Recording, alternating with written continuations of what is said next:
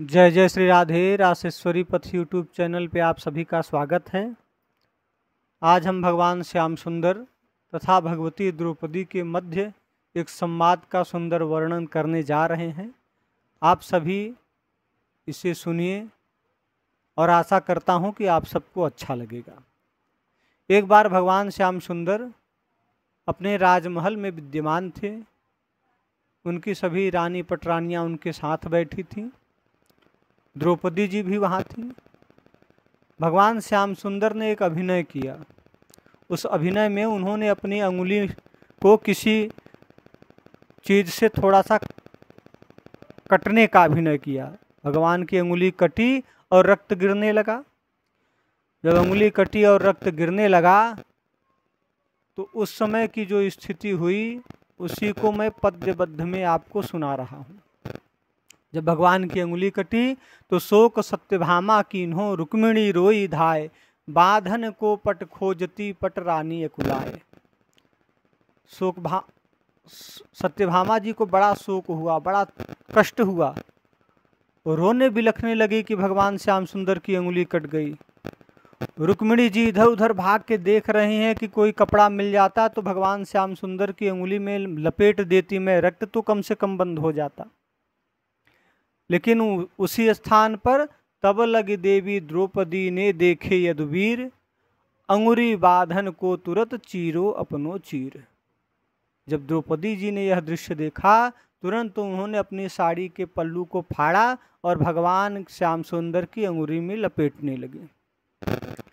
जब भगवान श्याम सुंदर की अंगुली में लपेटने लगी, वस्त्र तो साड़ी तो सब लोग पहने थे, वस्त्र तो सबके पास था, लेकिन जब द्रौपदी जी ने अपने वस्त्र को फाड़ के भगवान श्री कृष्ण के अंगुली पर लपेटा तो भगवान श्याम सुंदर ने कहा अरे थोड़ा सा लग गया था, इसके लिए तुम्हें अपनी साड़ी फाड़ने की क्या जरूरत थी, साड़ी को क्यों फाड़ दिया। तो द्रौपदी जी रोते हुए कहती हैं कि प्यारे घनश्याम यदि काम आवे आपके, तो काढ़ दूं नसों को ये तो रेशम के धागे हैं। हे श्याम सुंदर, जो आपके अंगुली पर मैंने साड़ी बांधी है तो रेशम की साड़ी के कुछ टुकड़े हैं जो आपकी अंगुली पर बांधने के लिए मैंने फाड़े। अगर आपके लिए मुझे अपने शरीर के नसों को भी निकाल कर लगाना पड़ जाए तो मैं तो उसके लिए भी तैयार हूँ। प्यारे घनश्याम यदि काम आवे आपके, तो काढ़ दूं नसों को ये तो रेशम के धागे हैं, और धागे भी साधारण इनका कौन मोल करे, न दुल्हन के जोड़े हैं न दुल्हा के बागे हैं।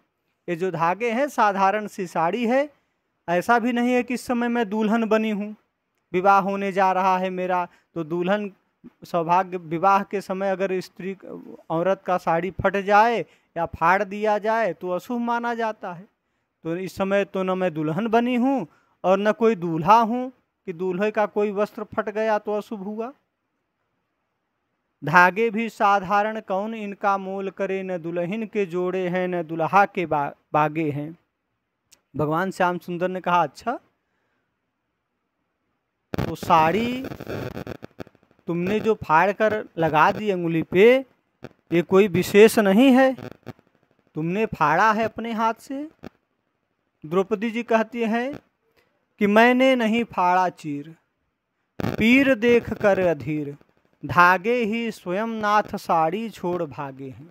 ये श्याम सुंदर, इस साड़ी को मैंने फाड़ के आपकी उंगली पे नहीं लगाया, आपके कष्ट को देखकर इस साड़ी से अपने आप धागे निकल के आपकी उंगली में लग गए। मैं तो जान भी नहीं पाई कि मैंने फाड़ा, किसने फाड़ा, कैसे आपकी उंगली में लगा।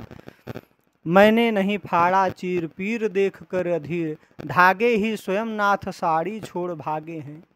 भगवान ने कहा अच्छा, ये तो बहुत अच्छी बात कर रही हो, अगर धागे स्वयं निकल के भाग गए तो सारे धागे क्यों नहीं आ गए, पूरी साड़ी क्यों नहीं उंगली पर लग गई, इतना ही क्यों लगा।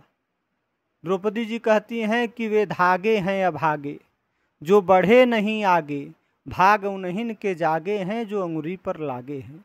ये श्याम सुंदर, जो साड़ी के धागे आगे नहीं बढ़े हैं वे तो अभागे धागे हैं, जो बढ़कर आपकी सेवा में लग गए वही भाग्यशाली धागे हैं।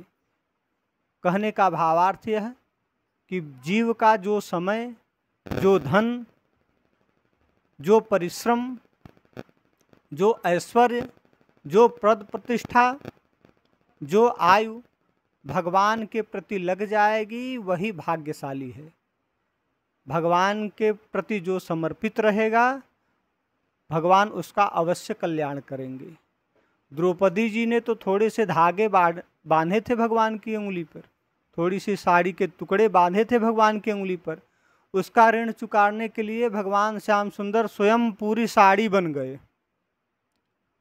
तो अगर हम भगवान के निमित्त कुछ करते हैं और बिना कामना के करेंगे तो भगवान सर्वरूप सर्वस्व सब जगह हमारे लिए समर्पित रहेंगे, हमारा कल्याण करेंगे।